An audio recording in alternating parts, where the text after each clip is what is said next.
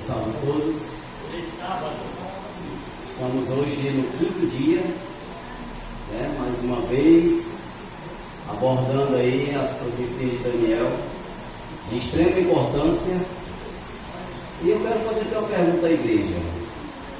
Como é que está esse estudo? Estão gostando do estudo? Se ele é relevante, se ele é interessante aí para nós?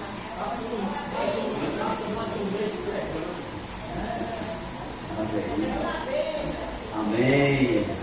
Isso nos dá ânimo e alegria, por saber que Deus ele move pessoas para ajudar outras pessoas no caminho correto da eternidade. Eu vejo aqui no livro de Daniel grandes esperanças. No livro do Apocalipse também confirma o que Daniel escreveu. E hoje nós estudamos já na semana a primeira visão de Daniel, que se encontra no capítulo 2. Nós estudamos a segunda visão de Daniel, que se encontra no capítulo 7 de Daniel, com os 4 animais. Lá no Daniel capítulo 2, os 4 metais. Estudamos ontem a terceira visão de Daniel, do capítulo 8 de Daniel. E esse capítulo é tão extenso que ele tem que vir a segunda parte hoje, porque ele é o mais importante antes do capítulo 12 de Daniel. Porque amanhã nós iremos abordar a terceira visão de Daniel, que permeia o capítulo 10, como a introdução dessa visão, o capítulo 11, o desenvolvimento, e o capítulo 12, o fechamento de todas as profecias de Daniel. Por que no capítulo 12, Ellen G. White comenta aqui no Eventos Finais, no capítulo 1, o livro mais importante que o povo de Deus tem que estudar é Daniel e Apocalipse. No livro de Daniel, o capítulo 12. No livro do Apocalipse, o capítulo 14, contendo ali as 3 mensagens de advertência para a humanidade. Então nós estamos aprendendo aqui outra coisa que eu quero dizer para vocês. Uma sequência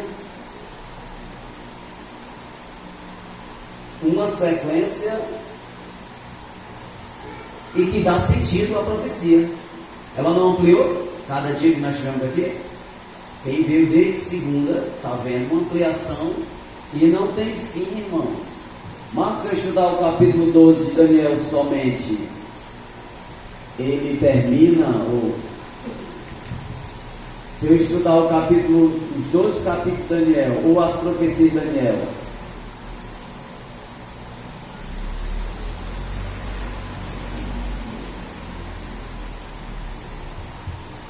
se nós estudarmos os capítulos da profecia de Daniel, que são 6 capítulos dentro do livro de Daniel, ele esgota o conhecimento? Mas não.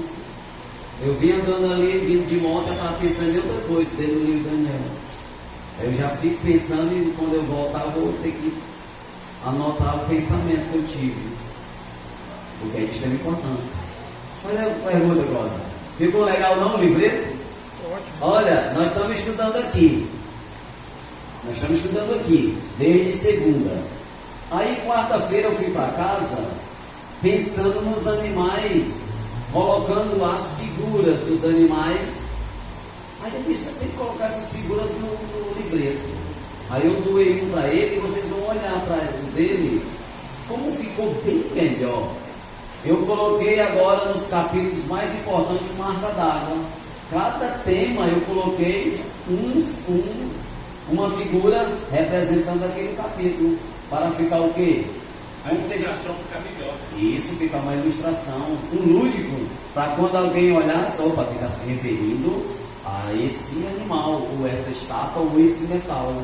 Aí eu fui de noite para casa, coloquei lá uns marcas d'água, porque é um programa, e comecei a melhorar. Rodei, beleza, ficou perfeito. Aí eu trouxe para ele de presente.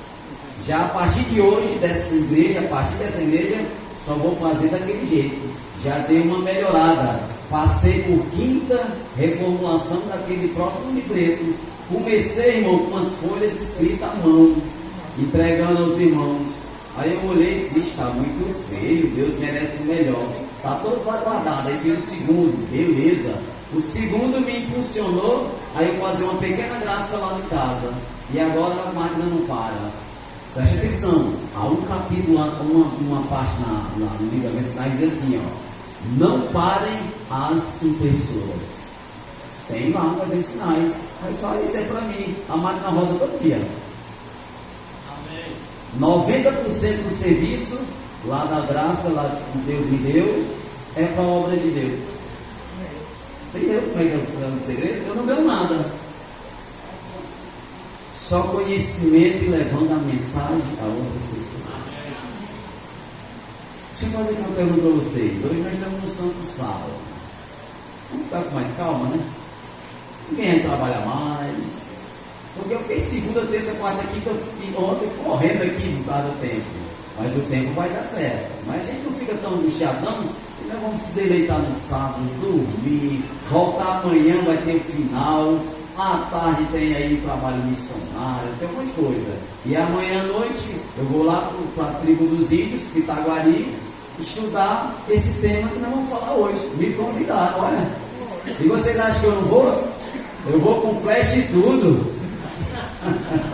Vamos abrir o livro de Daniel, capítulo 8, que é o mais importante, de extrema importância, e é o nascimento de nossa igreja querida, adventista do sétimo dia. Capítulo 8 de Daniel.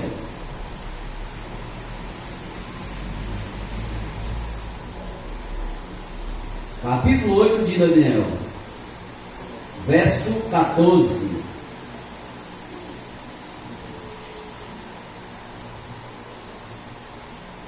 Verso 14 diz assim, ó: e ele me disse, até 2.300 manhãs, e o santuário será purificado. Pronto, olha, esse verso, todos os pioneiros da igreja adventista estudou esse verso. Todos que vocês pensarem, todos. Mas o principal, o precursor, Guilherme Miller. L.G. White, Tiago White, José Bates, Irã F, vários, Rafael Oaks, vários, todos estudaram esse verso. Esse verso abalou, sacudiu o mundo na época de... Qual é o nome que eu falei? Guilherme Miller. Ali ele estava pregando a primeira e a segunda mensagem. A gente tem que entender isso aqui, irmão, um pano de fundo, para a gente entender, assim como eu falei, a igreja nasce com a chuva temporã, com a descida do Espírito Santo. A igreja de Deus, que é a última da profecia do Apocalipse 3, que estou me referindo, do Apocalipse 2, vai terminar com a chuva chamada serôdia. A temporã, ela veio com uma porção, abalou o mundo. Agora ela veio com uma porção dobrada, vai sacudir o mundo. Então a mensagem aqui de Daniel 8,14, que com Guilherme Miller e os contemporâneos dele e os pioneiros do adventismo pregaram ali a primeira e a segunda mensagem angélica do capítulo 14 do Apocalipse. E o que sobrou para nós? A última igreja do movimento da profecia, a terceira mensagem. Olha, presta atenção, se ele prega as duas, está faltando quantas mensagens? Aí completas as três. Mas entenda, as três estão incutidas, as duas estão incutidas dentro da terceira. Então o movimento, o último, a igreja Laodiceia, que recebe o nome de Adventista do Sétimo Dia, ele contém essa mensagem como última de advertência. Você vai chegar para um ser humano aí, um irmão qualquer, ou qualquer pessoa, só isso que você vai chegar e vai falar para ele: ó, o Senhor é meu pastor, nada me faltará. Toda vez que você vai lá na casa dele, olha, entrega teu caminho, Senhor, ele vai. Todo tempo você vai falar isso: olha, o Senhor é bom, é bênção, é milagre, é alegria, é felicidade. Todo tempo você vai chegar na pessoa e falando isso. Aí chega outro pessoal da outra igreja e fala a mesma coisa. Mudou alguma coisa? Não. Porque não é só essa mensagem. Qual é a mensagem dos últimos dias? Agora preste atenção. Preste atenção. Agora chega um cristão que estuda a profecia. Aí chega lá no irmão que não conhece nada, ou alguém que quer um estudo, quer conhecer a palavra de Deus, e você chega: bom dia. Bom dia. Nós estamos vivendo os últimos dias desse planeta. O próprio Senhor Jesus falou em Mateus 24. E o último sinal antes dele voltar para ser o Evangelho. Olha, lá no Apocalipse 13 tem o selo, a marca da besta. Mas também no Apocalipse 14 tem o selo do povo de Deus. Não está diferente uma abordagem? Ele vai se interessar como? Mas que selo é esse? Você falou 2 selos. Eu estou em um ou no outro. Eu disse, automaticamente. Se não está no Apocalipse 14, você fica no 13. E se você não estiver no 13, você está no 14. Não tem neutralidade. Aí a pessoa vai ficar curioso. Agora se você chegar, o senhor é meu pastor, nada me faltará. Todo mundo já fala isso. Marco, permite?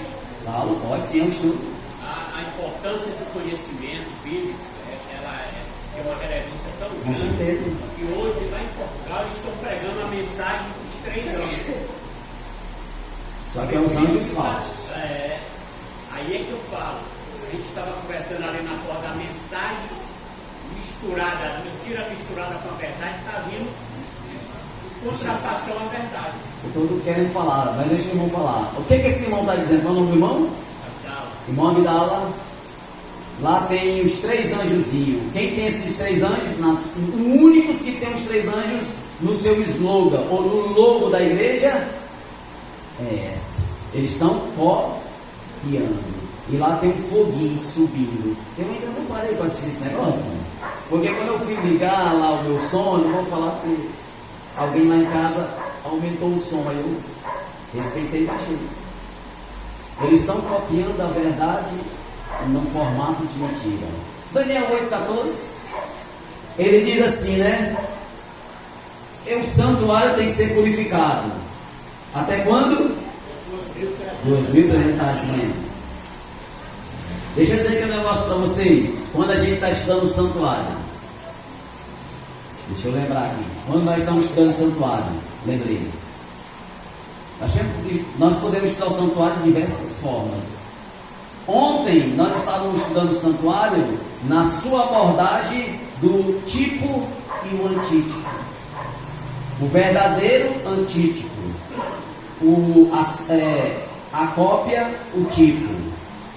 O que tem lá no santo? Tem lá no santo, tem 3 mobílias, mas eu vou falar só de uma em 1 minuto. A mesa com 12 pães. Jesus fala em João capítulo 6, verso 48, eu sou o pão da... Quem é o verdadeiro pão? O antítipo, Jesus. E o pão que estava no santuário? O tipo, uma cópia. Então ontem nós abordamos o santuário nessa abordagem de comparação, símbolos. Ficou legal essa ideia? Nós estamos ontem, mas eu não falei isso. Mas você pegou isso aí de onde? Ô amigo, no livro Nisto Cremos. O cristão dessa igreja não começar a estudar esse livro, opa, ele está onde? Se são os fundamentos da sua crença. 6 doutrinas a igreja tem, 6, mas está pautada em 28 crenças. Das 6, cada um ele desenvolve fazendo suas crenças e criam 28 doutrinas dela, irmão. Tudo que nós estamos falando aqui está lá. Nós vimos a abordagem do santuário no tipo e antítipo. Hoje nós vamos abordar o santuário na linha da profecia. Vai ficar mais claro. Quer ver só um exemplo? Essa aqui é a linha de 2000. Dá para aumentar, irmão, esse negócio? Se puder, não. Aqui está a linha da profecia de 2.300 manhãs, não é isso? Você sabia que o santuário está nessa linha? Está aqui, ó. Jesus morre no ano 31, no altar de holocausto. Agora nós vamos ver hoje o santuário na abordagem profética. Você está entendendo como a gente vê o santuário e ele traz tudo para ele? Por que nós guardamos sábado hoje? Porque está no Santíssimo. A lei de Deus dentro da arca. Quarto mandamento: imutável, não se muda a lei de Deus. Nós também podemos pegar e estudar o santuário na perspectiva do grande conflito. O conflito iniciou aonde? No Santíssimo. Mas no Santíssimo, porque o céu é imenso. Quer ver um exemplo? A Nova Jerusalém. Jesus disse em João capítulo 14, verso 1 ao 3: eu vou ao Pai, mas vou fazer o que para vocês? Moradas. E quando eu voltar, vocês estarão com... Jesus foi preparar moradas aonde? Mas aonde? Isso. Você está entendendo? Está compactada, não é no céu. Quando ele diz céu, o céu é vasto. Não, ele foi fazer morada, irmãos, na Nova Jerusalém. Aí quem desce lá dos céus? A cidade. Ela é acoplada nessa terra renovada. E quem é a capital dessa terra? Agora olha o que foi que Isaías disse. Para muitos que não acreditam, eu gosto muito de falar para muitos, que nós acreditamos. Vocês irão construir terra, palácios, suas casas. Aonde, Marcos, nós vamos construir nossas casas? Na nova terra. Porque nós vamos sair de dentro da Nova Jerusalém, que é a capital do planeta, que o planeta não só se resume em Nova Jerusalém, o planeta é imenso. Aí você escolhe o lugar onde você vai construir sua casa. Não faz sentido, irmão? Faz, porque Isaías disse: você vai plantar, você vai colher, vai comer do fruto e vai construir casas. Mas entenda, a sua morada também é na Nova Jerusalém. Todo sábado a gente vai estar lá agora. Perfeito. Porque dentro da Nova Jerusalém vai estar estabelecido o trono de Deus. Quem é que não quer ir para o trono de Deus? Fala, eu quero estar lá 24 horas com ele. Senhor Jesus, eu posso ter uma audiência com o Senhor? Meu filho, você trabalhou muito para mim. Fica aqui só 1000 anos conversando comigo. Pensa, irmãos. Então, em Isaías, é isso que ele está dizendo. Aí a gente lê o livro de Isaías, não entende nada, e diz: como não construir? Se Jesus está construindo lá, não tem nada a ver. O Isaías está falando uma coisa, e Jesus falou outra coisa. E se dá o mesmo, quer ver? Ele constrói lá e nós vamos construir aqui. Ficou legal essa ideia? Então, nós vamos ter que entender um negócio nessa profecia. Quem explica o capítulo 14 de Daniel, capítulo 8? Eita, que Deus maravilhoso! Verso 26, para a gente já mudar o capítulo. A visão da tarde, capítulo 8 de Daniel, verso 26. A visão da tarde e da manhã que foi dita é verdadeira. Tu, porém, preserva a visão, porque se referes a dias há muito. Opa, essa visão não foi para Daniel. Sim, a revelação. E sim, a visão foi para ele. Mas essa visão era para dar para que povo? Os últimos dias. O próprio verso está dizendo: olha, isso aqui se refere a muitos dias. Lembra lá de Nabucodonosor?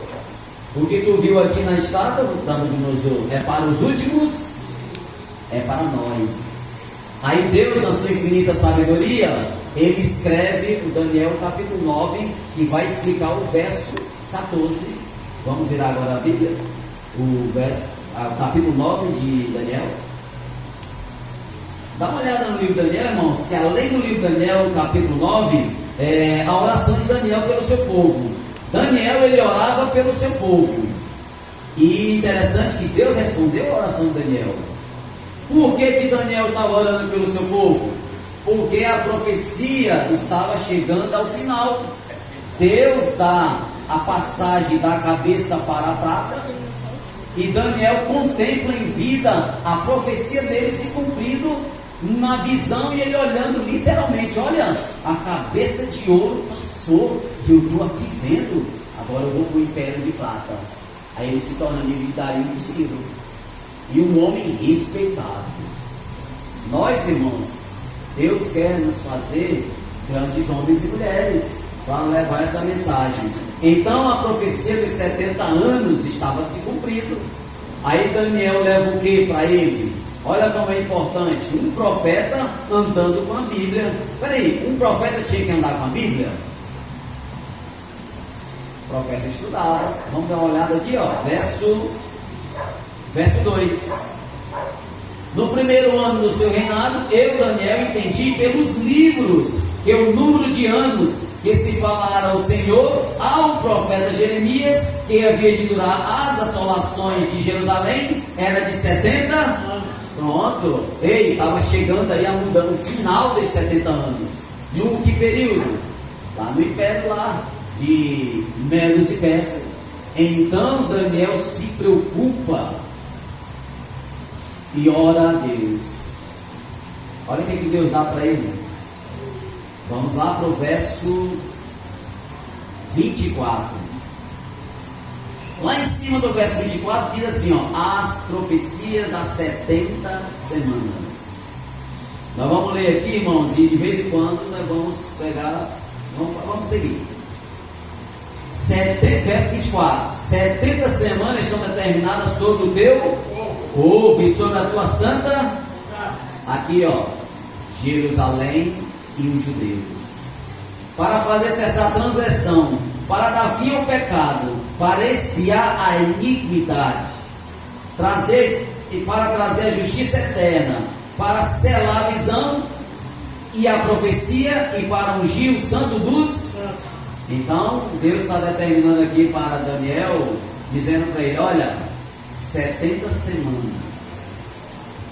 70 semanas são determinadas para quem? Para teu povo e para Jerusalém. Deixa eu fazer aqui uma pergunta para você. O irmão me mandou uma mensagem, eu gostei, mas eu quero falar para alguém aí que está ouvindo, que não faz parte, assim, que critica o livro de Daniel. Faz de conta que eu chego ao médico, aí eu vou fazer um exame, vou feliz. Aí o médico diz assim, Marcos, eu tenho uma má notícia para te dar. Eu vou ficar agora feliz? Não, não pode. Como é que pode? Eu vou chegar lá alegre, ao médico diz, Marcos, eu tenho uma má notícia para te dar. Eu vou ficar tenso. Está tenso. Essa profecia é para que povo? Para os judeus. Mas essa profecia termina bem para os judeus? Por isso que eles não querem essa profecia. Viu, irmão, que mandou para mim o vídeo? O judeu diz que quem prega Daniel é abominável, é amaldiçoado. Ô, amigo. É interessante, falta de compreensão, porque Deus deu 490 anos para ele. Mas o que eu quero dizer é que quando Deus dá a chance, eles perdem e recebem o quê? Uma má notícia, que a profecia vai terminar no ano 34. E o povo judeu não é mais nação santa, não é o povo mais de Deus escolhido. Aí eles pegam, enganando os outros leitores leigos, e dizem assim, olha, quem prega Daniel é amaldiçoado. E da onde é isso, rapaz? Só porque a profecia diz que eles passaram, aí eles vão dizer que aquela profecia é falsa. Todo judeu sabe que essa profecia é verdadeira. Mas tem muitos judeus se congregando e se convertendo ao adventismo. Nação não é mais como nação escolhida pelo povo de Deus. Qual é a nação agora que é escolhida pelo povo de Deus? A de Apocalipse 14. As que tem as 3 mensagens angélicas, a lei de Deus, tem o testemunho de Jesus. E eu não sou muito de enrolar não, como eu estou falando. Quem é o povo de Deus escolhido nos últimos dias? Os adventistas do 7º dia. Queira ou não queira, isso não se discute. Tem que discutir com o Eterno. Vocês percebem que eu não mudo a minha palavra e eu não fico dando volta muito não, porque eu sou aquele homem chamado por Deus para a verdade, eu não enrolo. Não, é porque eu tenho que falar para... Não, eu estou falando com amor, é aquele jeito de falar, porque eles lançam a lança em nós. E o mundo evangélico ainda diz que eles são povo de Deus, porque não conhece. Vamos seguir na profecia. Destrinchar agora a profecia. Aqui Daniel tinha que dar Daniel tinha que esclarecer aqui. O anjo Gabriel deu a profecia para Daniel e tinha que esclarecer a partida dessa profecia. Quando Guilherme Miller se depara com 2.300 de manhã, ele diz: olha, eu tenho que estudar o santuário, porque o pano de fundo desse tema é o santuário. Então eu tenho que ter o início dessa profecia. Eu não estou achando. Aí ele volta, vai ler verso por verso, e se depara com Daniel capítulo 9. Olha o que foi que ele viu. Dá uma olhada aqui o que foi que ele viu. A partir do verso 25 começa o desenrolar da maior profecia bíblica dada por Deus à humanidade. Verso 25: sabe e entende, desde a saída da ordem para restaurar e edificar Jerusalém, até o ungido ao príncipe 7 semanas e 62 semanas. Deixa eu falar aqui um negócio aqui. Como eu sou da área da matemática, e as pessoas também lá fora não entendem o meio pentecostal, ele pega essas 7 semanas e 62 semanas separam. Não, esse I é uma conjunção de mais. 7, só faltou a Bíblia dizer, né? 7 mais 62 semanas. Mas quem lê isso aqui entende. 7 semanas e 62, elas são juntas. 7 na sequência, mais 62. Sabe o que o meio pentecostal fala? Que usa o pré-tribulacionismo, coloca esses 7 anos, essa uma semana, para o final quase, complicando tudo. Vamos olhar mais?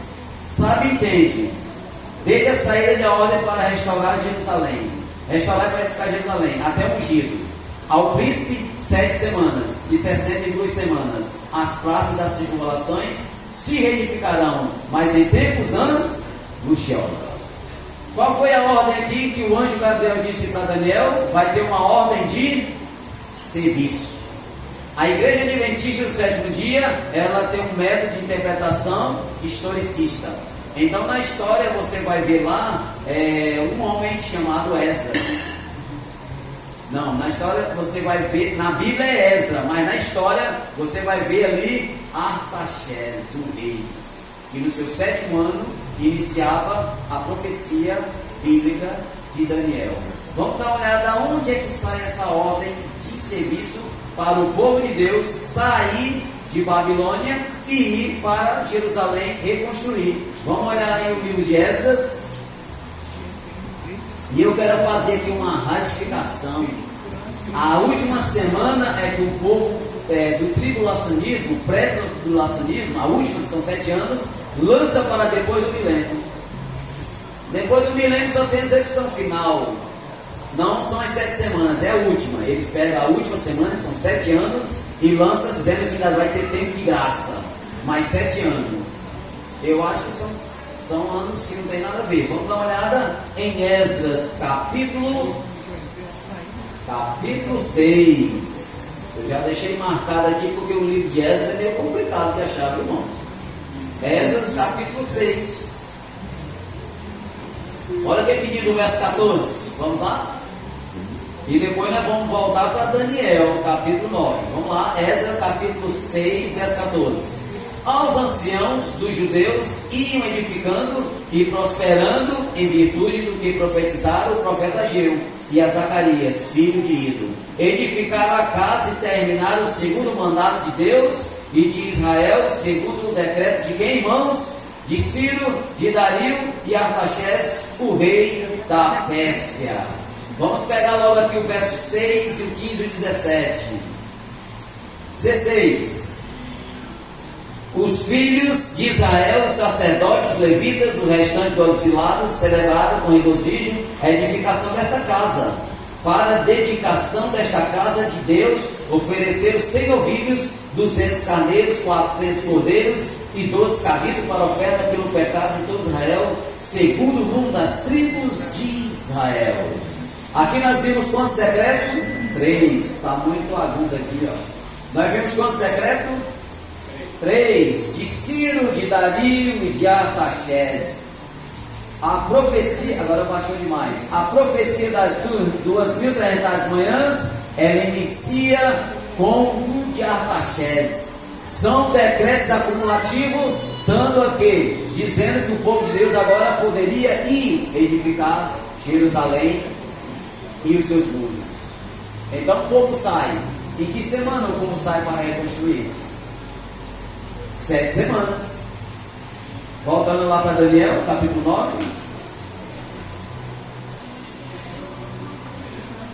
Em 7 semanas foi determinada para o povo ir, verso 25 de novo. Sabe, entende, desde a saída de hora para restaurar e para edificar Jerusalém, até o ungido, o príncipe, 7 semanas. Então, nessas 7 semanas, o que acontece nessas 7 semanas? O povo de Deus sai no ano 457 anos de Cristo. Aqui está muito pequeno, mas eu vou olhar para cá. 457 anos de Cristo. Recebe a ordem de serviço dada por Artaxerxes. Aí o povo vai 7 semanas. Quantos dias tem uma semana? 7. Então eles passaram quantos anos lá na reconstrução? 49 anos ali na edificação da cidade e do templo. Dá uma olhada aqui na linha da profecia, por que essa saída foi importante e por que foi importante no ano 408, marcou aqui o fim da profecia das 7 semanas. 408 anos de Cristo. Por que esse marco aqui é importante? O anjo Gabriel divide a profecia em 1, 2, 3, 4, 5, 6 partes. Ele vem de 20 e dá para Daniel. Peraí, na linha da profecia, na plenitude dos tempos, quem iria nascer? O Messias. O inimigo sabia ou não sabia? Aí o que ele manda lá para brigar contra o povo, para não reconstruir, para não construir a cidade? Os samaritanos, ou o povo de Samaria, ia lá guerrear contra os judeus. E quem é esse povo da Samaria? Era as 10 tribos que abandonou a fé. Por isso que Ellen G. White diz: quem é o teu pior inimigo nos últimos dias? Os que abandonaram a fé. O povo de Samaria. Quem crucificaram? As 2 tribos, Judá e Benjamim, o remanescente. Das 12 ficam 2. Essas 2 vão reconstruir a cidade. Aí o povo que era de Deus vai lá e guerreia. Como é o nome lá do homem que ficava com a palavra, com a colher na mão e uma espada na outra? Isso, Neemias é contemporâneo desse negócio. Valentes soldados, fiquem com a espada na mão, porque Satanás não quer que nós terminamos essa obra, porque essa obra é magnífica, porque virá o desejado de todas as. Assim Ageu faz uma profecia também contemporânea. Ageu é contemporâneo dessa época. Ageu 2, verso 9. Olha, a glória da segunda casa será melhor do que a primeira. E aí, como é? Eu andava lá no Pai de Sara fazendo caminhada, eu me deparava no muro e disse: que profecia é essa assim que ele fala a segunda é melhor do que a primeira? Eu não entendia nada. Eu era um cego. Alguém tem alguma ideia do que significa isso? O que significa, irmão, para nós? Dá uma força para nós. A primeira casa era revestida de ouro, prata. Tinha o que lá dentro do Santíssimo? Mas não tinha Jesus. A segunda casa não tinha tudo isso, mas Jesus entrou. Mas é por isso que a gente diz que a segunda é melhor do que a primeira. Porque na segunda não tem mais a lei de Deus. Porque Jeremias escondeu a lei de Deus. Ninguém acha. A arca da aliança está escondida até hoje. Tentam procurar, fizeram até filme. Só mentira aquilo ali. Aí Jeremias diz: rapaz, deixa serem bestas. Quem vai pisar aqui é o desejado de todas as. Então qual é o mais importante? É eu estar pregando Jesus. Opa, Senhor Jesus, peraí. Deixa eu sentar contigo pregando. Ele é excelência. Quem sou eu? Quem é o Senhor Jesus? Quem somos nós? Quem é nós? Nada. É isso que Jeremias, o profeta Ageu disse. E aqueles meninos novos que não viram a casa e eles cresceram em Babilônia, por isso que Ageu disse: olha, vocês não viram, não contemplaram o fogo consumindo o primeiro holocausto, quando Salomão inaugura o templo de Salomão. O templo recebe o nome tenda móvel, templo de Salomão, templo de Zorobabel. Zorobabel é também contemporâneo aqui de Ageu, de Neemias, de Daniel. Zorobabel, o governador aqui de Judéia. Templo de Zorobabel. Aí ele passa a ser um templo reformado, templo de Herodes. Aí os discípulos se empolgam. Ô povo para se empolgar com igreja, com a condicionada igreja bonita. Aí Jesus passa e olha, não estou vendo nada, não vai ficar pedra sobre pedra que não seja derribado. Eu estou me referindo a Mateus 24, verso 1 e 2. E num dado momento, no ano 70, por que no ano 7 sempre? Ó, deve ser 70. Essa profecia aqui está toda destrinchada em múltiplos de 7. No ano 70, o que acontece com o templo? Acabou. O general Tito chega lá e acaba com tudo. Assim ele dá uma advertência para nós: olhai para Mateus 24, assim como aconteceu em Mateus 24, será a minha vinda. Templos e templos. Não estou dizendo que você vai deixar a igreja suja, não é isso? Estruturas imensas. Mas não coloque tua fé só no templo, coloque no dono do templo. Então aqui a profecia já começou ao desenrolar. E depois das 62 semanas, quem viria? Agora eu me soltei, ungido. Quem é esse ungido? Vamos seguir então. Até aqui tá beleza, próximo? Você é o responsável de estar aqui. Eu quero dizer para vocês, irmãos. Assim como o Cosmo, tem um irmão ali que está nos acompanhando, lá da igreja do Parque São José. Eu digo e falo para eles: vocês têm uma visão de homem de Deus. Vou dar um exemplo. O irmão Marcos passa, eu boto meu nome. Posso botar meu nome? Um exemplo. Aí ele me colocou, aí eu venho pregar. Quando todo mundo sai, eu procuro o Cosmo. Cosmo, me chama aí para pregar, cara. Eu estudo Daniel. Foi isso, Cosmo? Pois não. Aí você vai vir para cá. Demorou, mas eu vim. Aquele irmão lá também. Como é o nome do irmão? O irmão José Braz, lá da igreja Parque São José. Nós já estamos agendados para estar o santuário lá no Parque São José. Mas quando eu chego para pregar, alguns líderes ficam lá, só... Não, isso aí não precisa para cá não, isso aqui. A nossa agenda já está cheia. Mas não tem nada de profecia, tá entendendo? Nada de Daniel, de Apocalipse, nada de santuário, nada de eventos finais, nada de grande conflito. É só as rotinas mesmo. É dia das manhãs, dia dos pais, é Natal, é só isso tempo que eles querem. Eu não quero compromisso com ninguém aqui. Tipo, você vai falar de profecia, vai falar umas verdades que a gente não quer ouvir, a gente quer ficar com as nossas visitas. A pergunta é, essas visitas vão ficar lá? Já elas vão embora porque não estão encontrando a verdade. Se for para falar de Deus, eu vou aqui com a igreja do lado. Lá até me dá presente. Ainda me bota no colo. Ainda me leva no carro. Não, irmãos, não foi para isso que nós fomos chamados. Fomos chamados para pegar a verdade, a mensagem presente. Qual é a mensagem presente? Apocalipse 14. Mensagem âncora da igreja. Então, na plenitude dos tempos, Jesus viria nascer quando se completasse as 62 semanas. Então vamos dar uma olhada aqui nesse mapa mental. Quem achou legal esse mapinha? Extremamente. E eu ainda vou ampliar ele futuramente. Aí quando eu ampliar, deixo uma cópia com o Cosmo e ele passa para vocês. Vamos dar uma olhada aqui que nós vamos para as 62 semanas. O que acontece nas 62 semanas? O nascimento de Cristo. Alguém pode questionar: Marcos, tu botou 3 anos? Sim, eu coloquei por 3 anos. Por quê? Porque no ano 27, Jesus vai ter quantos anos? Vamos já entender isso. Vamos aqui olhar de novo Daniel capítulo 9. Ele é o nosso texto base.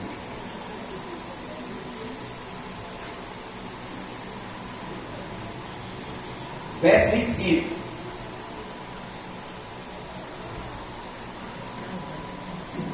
Ao ungido. Verso 26. Depois das 62 semanas, será morto, ungido, e já não estará o povo de um príncipe que há de vir, destruir a cidade e o santuário, e o seu fim será no dilúvio. Até o fim haverá guerra. Desolações são determinadas. Verso 26, nós vamos agora para Lucas, capítulo 3. Olha, a profecia está marcando aí já 69 semanas.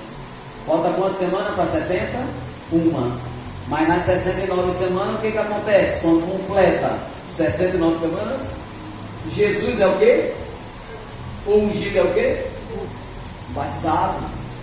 Ele é batizado. Lucas capítulo 3, verso 23. Lucas 3, verso 23. Lucas 3, verso 23. Vou seguir o tempo que está passando. Lucas 3, verso 23.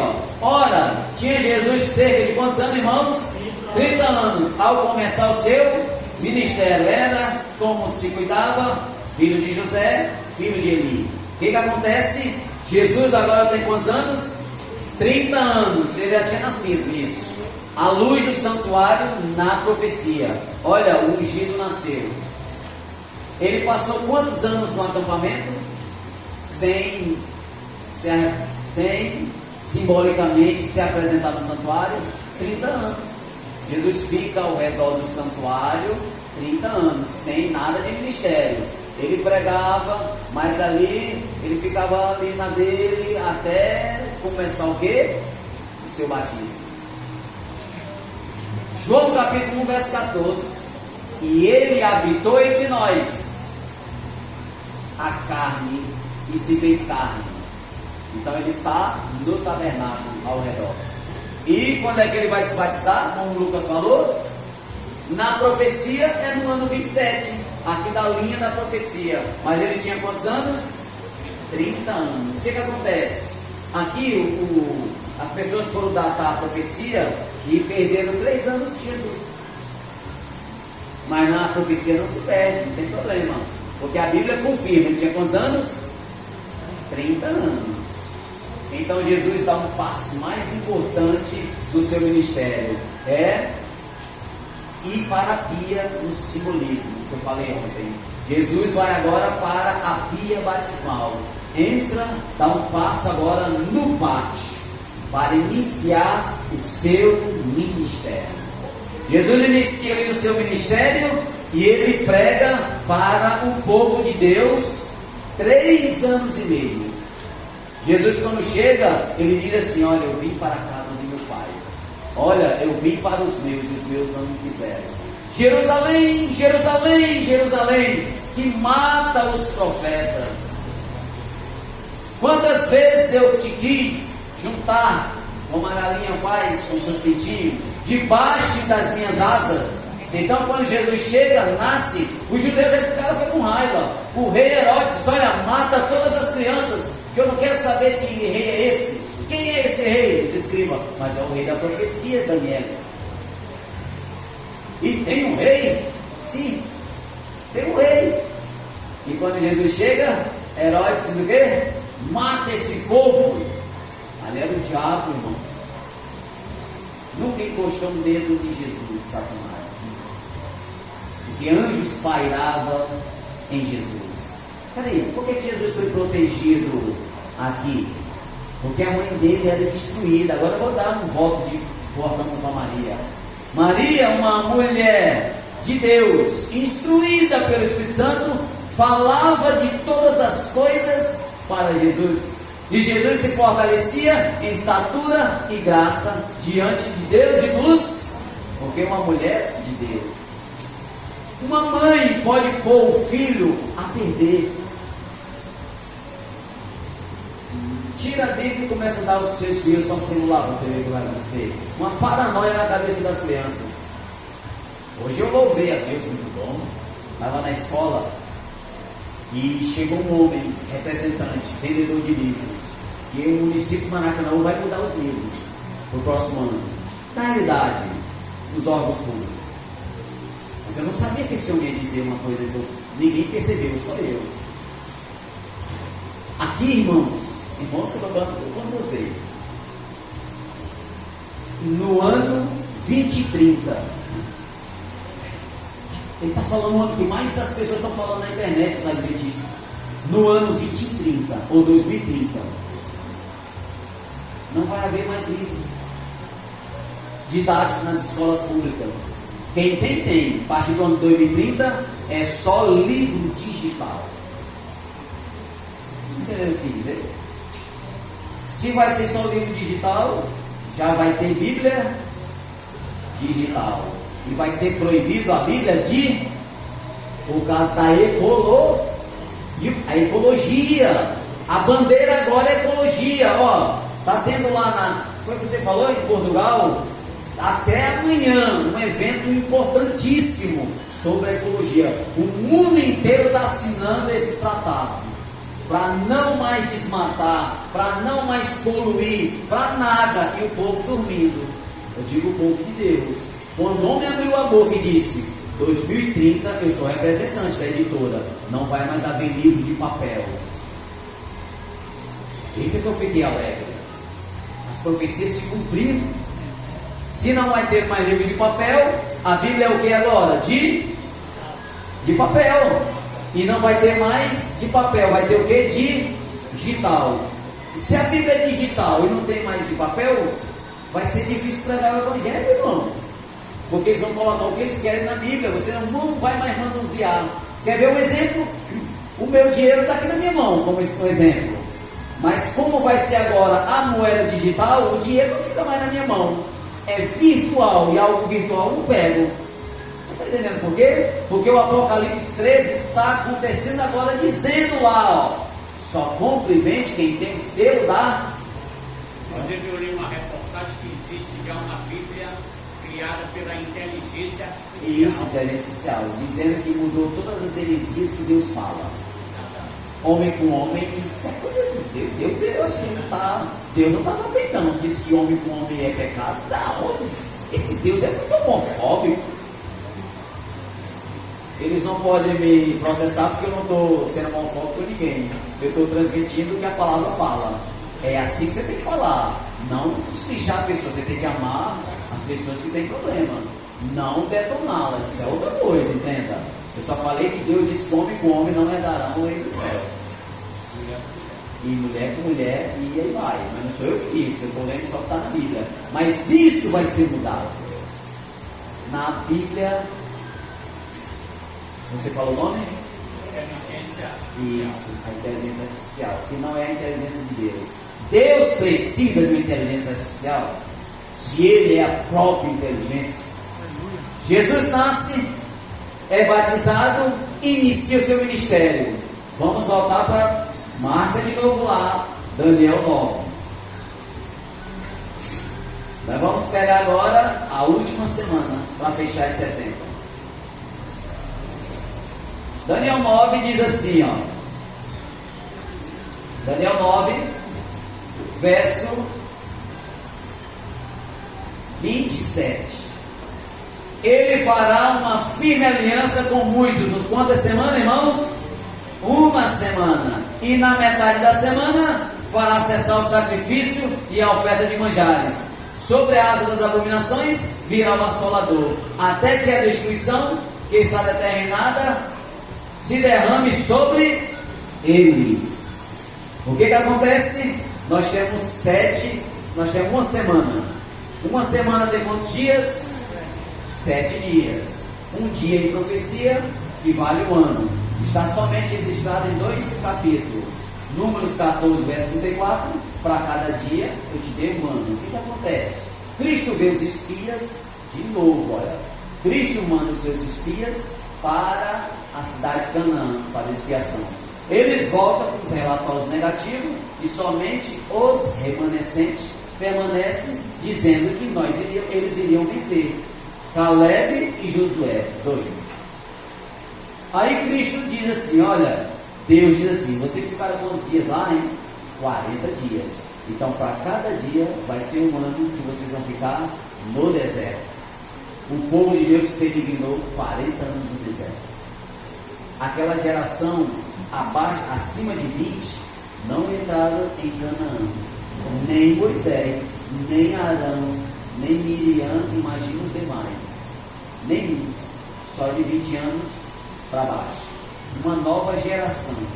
Então Deus coloca na profecia, opa, isso aqui vai ser usado no fim dos tempos. Para cada dia te dei por um ano. E Ezequiel 4, verso 6, que é o mesmo teor da conversa que eu estou falando agora. Para cada dia te dei por um ano. Então tá beleza aí? Aí se você quiser também achar só mais um, está em Daniel, capítulo 11, verso 13. Acabo dias. Então só tem esses 3 versos. Está aí no livro. Então nós temos agora um dia. Vale quantos anos? 1 ano. Então 7 semanas vale quantos dias? Não, 1 semana vale quantos dias? 7. Então são 7 anos. Na metade da semana o sacrifício será feito. Cessar o sacrifício. O que acontece? Alguém vai ter que morrer. Vamos dar uma olhada aqui na Bíblia. O que acontece no ano 31? Mateus 27. Marca Daniel capítulo 9 e vai para Mateus 27. Mateus 27. Amém, irmãos? Não, memoriza esse verso, não é? Tem que ser muito bom. Ou tenta pelo menos gravar o capítulo e o verso de Mateus 27. Verso 50. E Jesus, clamando outra vez com grande voz, entregou o que, irmãos? O seu espírito. Ali Jesus morreu. O que aconteceu no 51, no verso? Eis que o véu do santuário se rasgou em 2 partes, de alto a baixo, tremendo a terra, fendendo as rochas. Presta atenção aqui, olhando para o santuário, na linha da profecia. Jesus ele entrou profeticamente, simbolicamente, no pátio, no tanque batismal, lá no Rio Jordão. E João diz assim, eis o poder de Deus que tira o pecado do mundo. João capítulo 1, verso 29. Agora João chama Jesus de cordeiro, porque João sabia o que ele estava falando. Deixa eu dizer aqui um negócio para vocês. João estava fazendo o que lá no Jordão? Mas o que ele fazia, além de batizar? Ele pregava o que? Uma profecia. O primeiro advento de Jesus. Aí Jesus não veio, cumpriu a profecia. E o que a igreja de Deus tem que fazer? Pregar o quê? Não, pregar o quê? Mas não é profecia. Você está entendendo? O profeta pregava o quê? Profecia. Olha para João. Ele pregou profecia. Aí Jesus veio. Aí Jesus sobe. Deixa uma igreja para pregar o quê? Mas com o quê? Mas Jesus volta com o quê? Na profecia. Eu estou dentro desse enredo aqui para não sair. A linha da profecia vai trazer quem? De volta para essa terra. E essa linha da profecia vai surgir quem? A igreja de Deus. Tudo é profecia. Márcio, eu só tenho que pregar profecia na igreja? Não, não é isso, entenda. Mas tem que ser valorizada a profecia. Porque essa igreja ela nasceu de quê? Da profecia. E qual é o elemento principal da sua mensagem? Profecia. Tem irmão que diz na igreja assim, nem gosta de profecia, detesta. Apocalipse 1, verso 3 diz assim, bem-aventurado aquele que lê e que ouve as palavras da... Opa, quem falou isso? Então, isso, Jesus fala para o anjo fala para João e João fala para nós. Igreja, ame as profecias. Aí, Provérbios 29, 18 diz assim, sem profecia o povo se corrompe. Até porque Apocalipse é cumprimento de Daniel. Não é isso, é a continuação. Aí o verso lá diz lá, sem profecia o povo se... Mas quem guarda a lei, amigo, é feliz. Qual que o verso diz? Está entendendo a lógica do negócio? Então vamos para aqui, para o verso 52. Abriu-se os sepulcros e muitos dos corpos santos que dormiam ressuscitaram. E saindo do sepulcro depois da ressurreição de Jesus, entraram na cidade santa e apareceram a muitos. Irmão, eu só vou falar uns versos aqui com vocês, porque já está na minha cabeça, mas a folha, eu não trouxe a folha original, tipo, a completa eu deixei lá.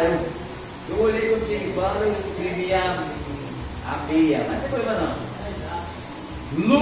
Atos capítulo 1. É a idade, Atos capítulo 1. Vai anotando aí. Jesus, ele ressuscita no domingo Terceiro dia, e muitos dos corpos dos santos ressuscitam com ele. Mas o que acontece? Jesus passa aqui 40 dias ainda instruindo a sua igreja. Onde é que está isso, Marcos? No Atos capítulo 1, verso 3. Todo mundo achou, irmãos? A estes também, depois de ter padecido, se apresentou vivo. Aqui é Jesus, com muitas provas incontestáveis, aparecendo-lhe durante 40 dias e falando das coisas concernentes ao reino de Deus. Quantos dias Jesus ficou aqui na terra? 40. Aí quando Jesus estava terminando 40 dias, ele fez o quê? Subiu. Aí foi para os anjos falaram para ele: Galileu, não, vocês estão olhando esse que foi para cima? Subiu, ele vai voltar. Aí Jesus disse: é necessário, discípulo, que eu vá para o que vir descer? Consolador. Mas a pergunta é: quando Jesus já foi, ele já estava no céu, o Espírito Santo veio? Não, irmão. Vamos para Atos também de novo. Atos capítulo 2. Jesus subiu, mas já veio o Espírito Santo? Não, não é assim também não. Calma. Jesus ele não pode pular para descer não. Senão dá problema, né? Para nós, né? Porque para ele não tem problema. A descida do Espírito Santo, ó. Verso 1, 2 de Atos, verso 1. Ao cumprir-se o Pentecoste, estavam todos reunidos no mesmo lugar. De repente do céu veio um som, com um vento impetuoso, e encheu toda a casa onde estavam sentados. O que acontece? Jesus olha aos céus depois de 40 dias, e com mais 10 dias, que chama o nome Penta. Penta é 50. É derramado o que sobre o povo de Deus? A chuva do Espírito Santo. Sabe por que Jesus fez isso, irmão? Porque o Pentecoste é uma das festas do santuário. Tem a festa a primeira, Páscoa. Esse é o Cordeiro Pascal. Primeira festa. Festa dos pães ázimos. A segunda festa. Terceira, festa das primícias. E a quarta, Pentecostes. Nessas 4 festas é o primeiro advento de Jesus. Todas essas 4 festas, irmãos, se cumpriram? E qual foi a última das festas? Pentecostes. Jesus foi embora. Vou dizer de novo. Qual é o número que Jesus ama em Deus, no Espírito Santo? 7. Tinha quantas festas eu falei? Só tem 4, está faltando quantas? É aqui que nós temos que entender. Faltam 3. Festa da expiação, nós estamos vivendo ela. Nós estamos com qual festa agora?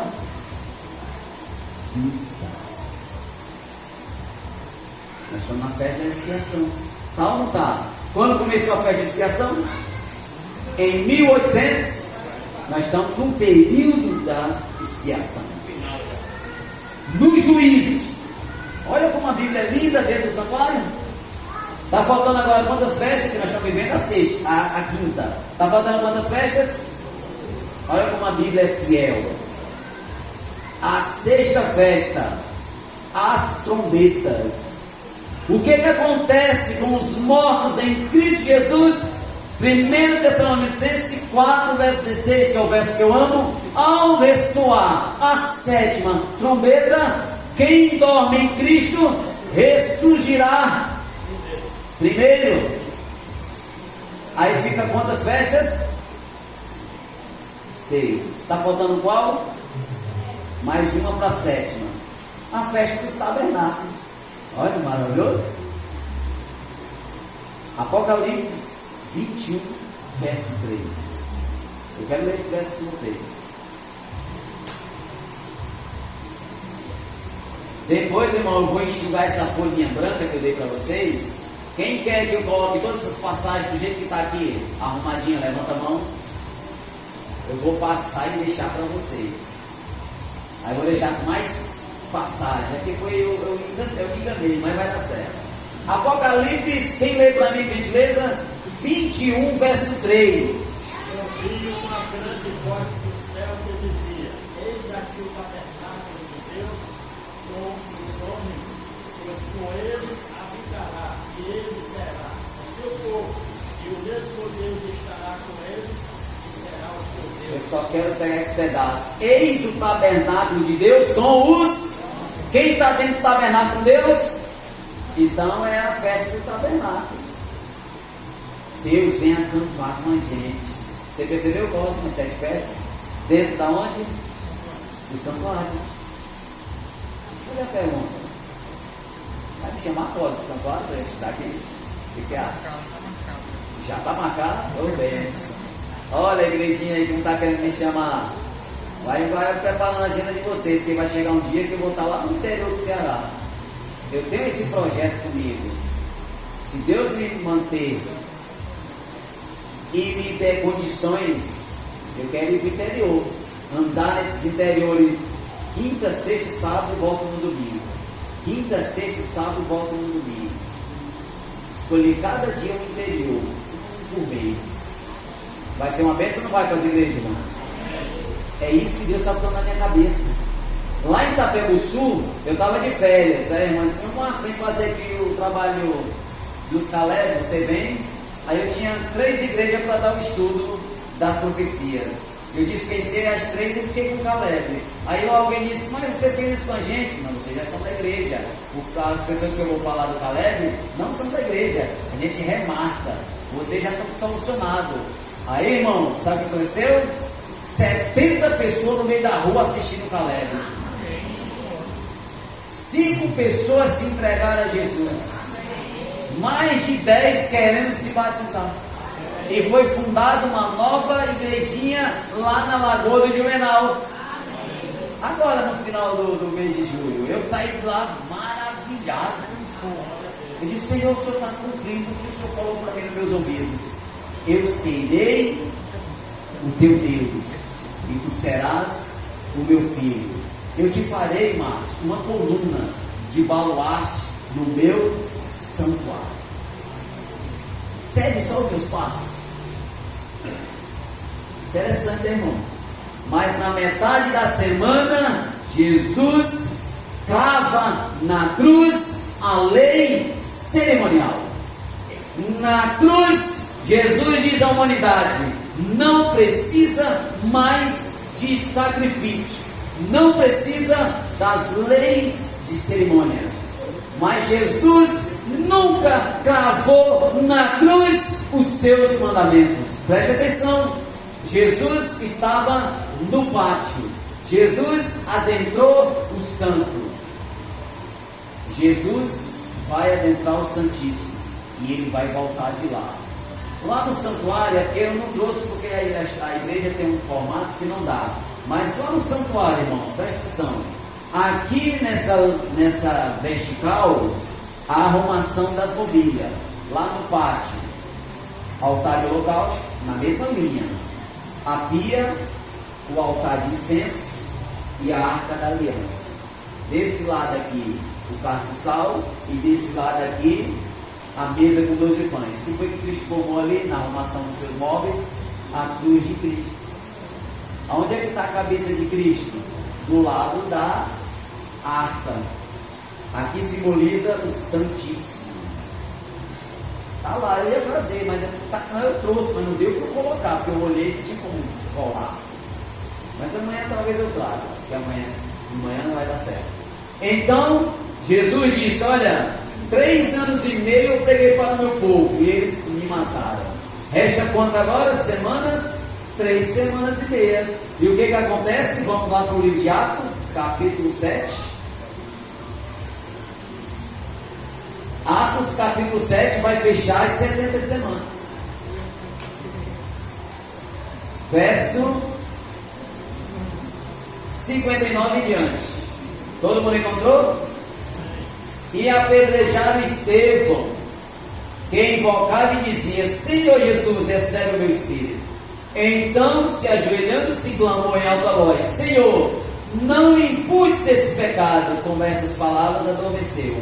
E Saulo consistia na sua morte. O que acontece, irmãos? No fechamento das 70 semanas, no final das 70 semanas, ela marca com o apedrejamento de Estevão no ano 34. No ano 34, as 70 semanas se completam, totalizando 490 anos. Vocês estão vendo os 7 do tempo aí, ó. 7. Vou dizer de novo. Nós falamos das festas, das 7 festas. Tem um milênio que é nos céus, Apocalipse 20. Isso não tem como dar errado. Tudo para Deus é o número 7. Você já assistiu que o 7º milênio vai ser aonde? Ó, nós somos adventistas. Tudo de Deus é no 7. E a gente entende que Ele ama o 7. O 7º milênio vai ser aonde? Nos céus, irmãos. O milênio é o 7º dos 7 anos. São 7 anos. Nesse milênio é no céu. Você está tirando isso de onde, Marcos? Eu estou tirando do grande conflito. O grande conflito que vocês entregaram, o que eu tenho lá em casa, eu tenho o original. Diz assim, ó: Satanás só terá nessa terra 6.000 anos de pecado. Quem já leu essa passagem no grande conflito? Levanta a mão. O irmão aqui leu. Você leu, irmão? Então vamos prestar aqui atenção no negócio. Quantas igrejas tem no Apocalipse? Quantas igrejas tem no Apocalipse? Eu digo verdadeira, de Deus. Quantas? 7. 7 igrejas. Nós estamos em qual igreja? A 7ª, última. Quantas trombetas vai ter? 7. O povo de Deus, na semana, tem quantos dias? Ele guarda qual dia? Não estou dizendo, só se a matemática estiver errada. Não tem como dar errado. Eu fico pensando, não tem como isso aqui não dar errado. Ó. Não perder outra coisa. 7 milênios no céu. Então lá no grande conflito diz assim: quando Jesus estava aqui na terra e foi batizado, ele já carregava de Adão. Ele veio representar quem aqui na terra? O primeiro Adão, entenda. O capítulo lá de grande conflito fala: quando Jesus foi batizar, ele sai e vai para onde? O Espírito Santo leva ele para onde? Para o deserto. E no deserto, quando Jesus chega lá, ele representa quem? Adão. Isso, ele representa Adão. Ele é o segundo, mas ele representa Adão. Adão caiu na comida? Adão não caiu na comida? O primeiro? O primeiro. Ele caiu. Jesus foi tentado na comida? Ele caiu na comida? Opa, então o pecado parece que entra pela boca. Outra coisa. Quando ele estava lá, Jesus no deserto da tentação, Ellen G. White disse, Mateus 4, isso, Mateus 4, do 1 ao 5, verso 4. Jesus diz assim, ó, não, Ellen G. White diz assim: e Jesus no deserto da tentação carregava 4.000 anos de pecado de Adão. Peraí, Jesus já morreu? Sim. No ano 31. Ele ressuscitou? Sim. Há quantos mil anos Jesus já está lá no céu? Mais de 2.000 anos. Ou não está? Que ano nós estamos? 2023. E esse ano é contado a partir de quem? Do nascimento de Jesus. Nós estamos 2023 anos. Esse aniversário não é de quem? É de Deus, de Jesus. Agora a pergunta é: Márcio disse que ele tem 4, com mais 2023, 6.023. Aí tu disse, com 6 anos de pecado, cessa. Não, não é isso. Presta atenção de novo. Eu tenho 1 hora. O que é 1 minuto para 1 hora? Nada. Mas nós estamos dentro de 1 hora. Porque 1 hora são 60 minutos. Entendeu? Até agora, o que é 10.000? O cara tem 10.000 no bolso e perde 10 reais. Que isso? Vai andando. Agora vai chegar que ele perdeu 9.000 reais e tem 1.000 no bolso. Ele vai ficar preocupado? Ele vai ficar doido. Meu irmão, eu perdi o dinheiro. Então é isso que eu estou dizendo. Olha, está se aproximando o final de Satanás na terra. Apocalipse 12, verso 12 diz assim, ó: ai da terra e do mar, porque Satanás já sabe o dia da sua destruição, porque pouco tempo lhe resta. Essa aqui é a pergunta. Não está muito rápido não, irmão, as coisas. Vamos ser sinceros, está rápido as coisas. Eu gosto de falar da igreja. A apostasia não está não na igreja de Deus? Vamos ser sinceros. Ô, apostasia? A apostasia está bombando aqui nesse negócio. Não estou falando aqui, no geral. Eu acompanho as profecias, irmão, com várias pessoas. Me entenda, mas eu só estudo com pessoas da igreja. Ah, o Espírito Santo não é Deus. Isso aqui já está profanando. Isso aqui não é da reino dos céus. Porque quem convence da justiça, do pecado e do juízo? O Espírito Santo. Ah, os adventistas, Jesus não é Deus. Epa, brincadeira, irmãos. Se você tirar um deles da doutrina, você está se ferrando, está se complicando. Então Jesus está dizendo aqui, ó, o meu corpo doutrinário ele é completo. Mas eu estou querendo dizer para vocês que o mundo já está acabando. Olha, eu estou com 30 anos na igreja. E irmão, mudou tudo. Não tem mais nada na igreja. Aí ninguém disciplina um irmão na igreja. A igreja diz assim, ó, não disciplina o irmão, que ele pode processar a gente. Meu filho, vai ficar com a capa de Acã aqui dentro, colocando a igreja a perecer por causa de dízimo e ofertas. Alguém vai dizer, deixa eu marcar contra a associação. Não, eu estou defendendo a verdade. Por isso que eu não fui pastor. E na escola de pastores eu morei 7 anos. Nunca fui pastor. Porque eu disse, eu não quero ser como pastor. Eu quero você livre. Prega a verdade. Mas eu vou te dar condições. Prega a verdade. Um irmão que transgride a lei de Deus não é para ser disciplinado. E que igreja é essa que nós estamos servindo? É um fantoche? É uma brincadeira de crente? Até porque foi feito um voto, né? Não, mas acabou tudo. Eu não estou contra a igreja, entenda. Eu estou dizendo a realidade. Nós estamos mortos nos nossos pecados. Qualquer coisa que a gente falar, você diz assim, olha, me atingiu, eu não gostei daquela mensagem. A mensagem, irmãos, é para atingir a gente mesmo. Ou você sacode por causa da mensagem, ou você fica com raiva do pregador. Eu não trago mensagem para agradar ninguém. Eu não tenho essa característica, porque eu serei cobrado. Quando as mulheres ou os homens forem para casa e vêm amanhã para o culto, dá uma olhada no espelho e diz assim, como o apóstolo Paulo fala, essa roupa é para a glória de Deus? Aí a pessoa veste. Porque não é só mulher, homem também. Tem muito homem vaidoso. Aí ele diz assim, é para a glória, eu vou. Se não for para a glória, é para os homens. Se não for para os homens, é para as mulheres. Tem pessoas que se vestem para os outros. Você tem que se vestir para Deus. E para o seu marido ou para a sua esposa. Não para a exibição de quem tem melhor roupa, de quem tem melhor sapato. Porque isso é apostasia. E nós estamos vendo a profecia se cumprir nos nossos olhos. Jesus vai voltar, irmão, vai nos pegar de surpresa. De surpresa porque ele vem. Mas não de surpresa porque você não entendeu. Você pode ficar se você quiser. Porque as profecias estão dizendo que Jesus está voltando. Aí se passaram 490 anos, tirando da profecia de 2010 das manhãs, restam 1810 anos. O que está acontecendo? Já tudo se cumpriu, irmão. Eu tenho uma linha da profecia lá em casa muito maior do que isso. Cada dia eu vou colocando aqui as coisas. Deixa eu fazer minha pergunta. O que está faltando para Jesus voltar? E por que nós estamos fazendo? Domínio. Está acabando a missão Caleb. Há muito tempo acabou. Duplas missionárias já era.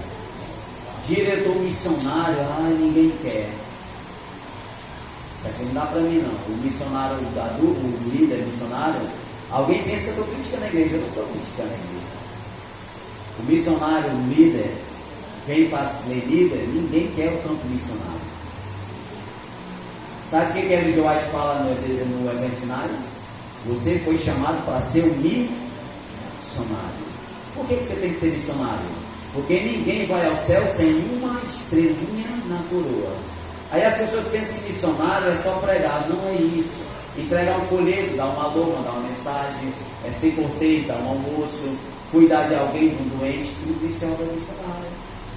Para uns ele deu a palavra, outros para cantar, outros para pregar, outros para sorrir, outros para recepcionar, outros para ser cortês.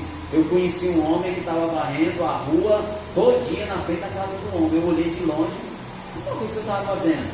Eu estou varrendo a casa do meu vizinho, a rua, a calçada, juntei o lixo e coloco na cestinha. Todo domingo eu faço isso. Todo mundo olha para ele. Isso é um testemunho, irmão? Sim, porque os dois lá, o casal, não anda mais. E ele, como está em saúde, vai lá. Mas eu vou fazer uma pergunta. Se esse homem chega lá e pregar a mensagem, eles vão aceitar? Daniel, capítulo 8, verso 14.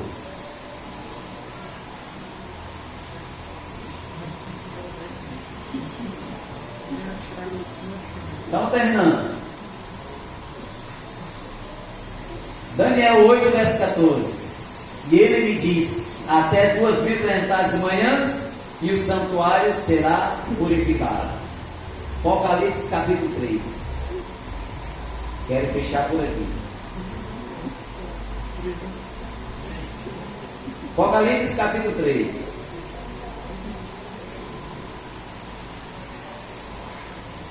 O irmão pode colocar uma música aí, fundo musical.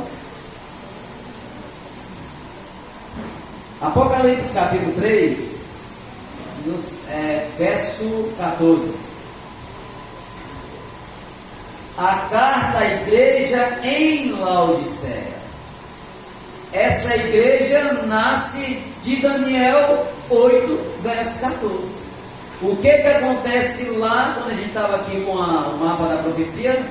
No fim da profecia de 2030 manhãs, surge a igreja adventista do sétimo dia, que nasce do desapontamento. E está aqui ela, a partir do verso 14 do capítulo 3 de Apocalipse. Nós temos que entender que o Apocalipse é uma continuação ou uma extensão do livro de Daniel. Diz assim o verso 17: pois dizem, estou rico e abastado, não preciso de coisa alguma, nem sabes tu que és infeliz, sim, miserável, pobre, cego e nu. Aconselho-te que de mim compres ouro refinado pelo fogo para te enriqueceres, vestiduras brancas para te vestires, a fim de que não sejam manifestas as vergonhas da tua nudez, e colírios para ungir os olhos, a fim de que veja.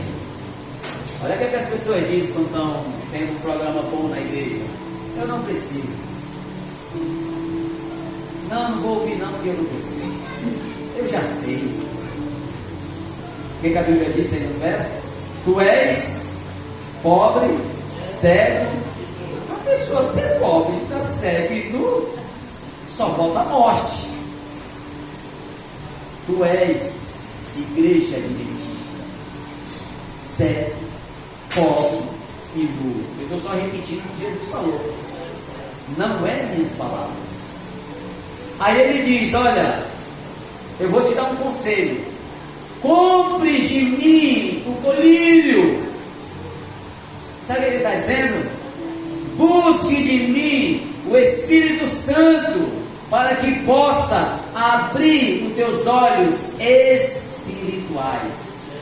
Aí quando a gente vem para a igreja, nós estamos se santificando.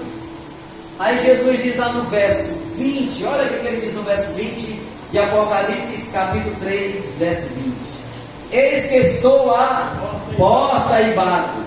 Se alguém ouvir a minha voz e abrir a porta, entrarei em sua casa, cearei com ele e ele comigo. Se tu abrires a porta do teu coração, farei moradas, farei festa, e você será alegre para todo sempre. Olha a alegria que eu descobri nas profecias. Uma irmã olhou para mim e disse: não sei porque o Marcos está estudando a Bíblia e as profecias, para desafogar as suas mágoas. Menino, isso aqui não é nem carta de romance. Eu vou estudar a Bíblia para desafogar minhas mágoas, porque eu fiquei viúvo. Ela não entendeu, foi nada. A gente vai para a Bíblia para quê? para a gente ser feliz. Eis, estou à porta e bato. A porta de quê? Da tua mente. Abre a tua mente, cidadão do reino dos céus, e eu farei moradas eternas, e tu serás uma água viva a jorrar de alegria. Amém. A gente se preocupa com o salário miserável que a gente tem, do que vai comer, se vai dormir, se está doente, se vai morrer, se vai ter filho, se vai casar, se vai ficar rico, se vai ficar pobre, e esquece do espiritual. Tudo isso vai ficar, mano.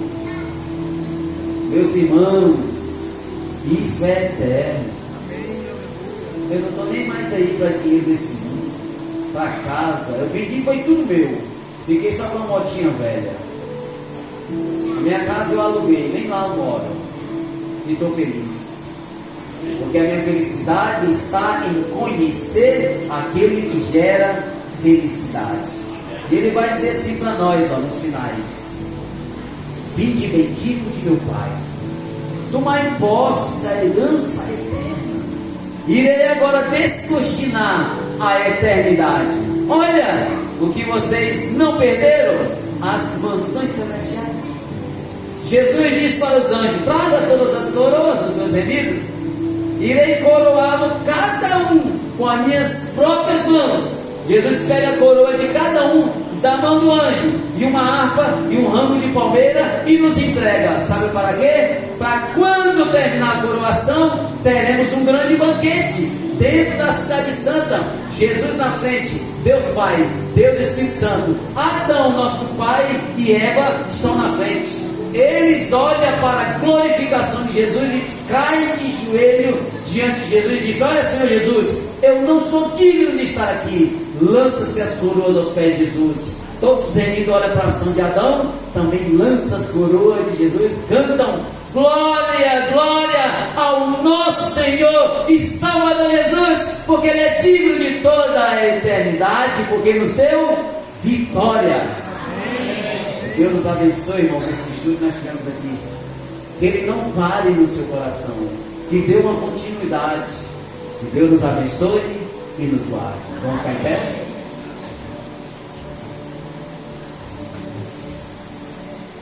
Nosso maravilhoso Jesus, o Senhor tem um amor inexplicável pela humanidade, a ponto de ser o próprio sacrifício na cruz do Calvário da profecia de Daniel. O Senhor revela os mistérios para os teus filhos, mistérios que em breve não serão mais mistérios. Quando adentrarmos nas nações celestiais, o Senhor vai nos explicar tudo o que aconteceu aqui na terra por nosso bem. Nós não entendemos nada, Deus. Somos como uma criança. Precisamos do nosso Pai Jesus. Nos guia, Senhor Jesus. Nos abraça. Abraça a igreja de Maraponga. Abençoa esses irmãos. Toca no coração dos irmãos, que eles venham estudar a Tua santa palavra. Nós estamos aqui, ó Pai, para a Tua edificação, porque em breve o Senhor voltará e nos levará para uma vida eterna. Fica conosco, te pedimos, inspirados pelo Divino Espírito Santo, confiante em Tua graça e nos méritos do nosso Senhor e Salvador Jesus. Amém. Até amanhã, se Deus permitir.